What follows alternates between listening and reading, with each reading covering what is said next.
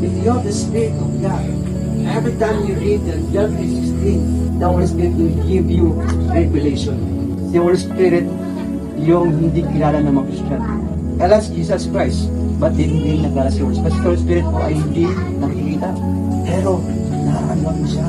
Nangungutak siya. Born again is not a religion, but it is a spiritual birth. The Holy Spirit is the one who transform yung buhay ng tao. He leads you to the deeper things na hindi normal sa tao. Kaya nga, ang totoong born again ay hindi ordinaryo sa spiritual. Iba ang spiritual sa physical. Password ng Biblia ay ang banal na Spirit. If you have the Spirit of God, the Holy Spirit will give you understanding, revelation, na hindi normal sa pagkaintindihan ng tao.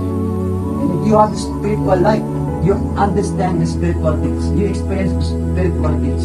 Hindi common sa mga tao sa mundo. Whatever the spirit right now that torment the spirit of his sister, I command you right now in the name of Jesus Christ, fire! Remember, hindi lang mo lang siya kilala. You need to have a relationship sa Kanya. Because if you have a relationship sa Diyos, mayroon kayong tinatawag na communication. Not only in Bible, but in Spirit.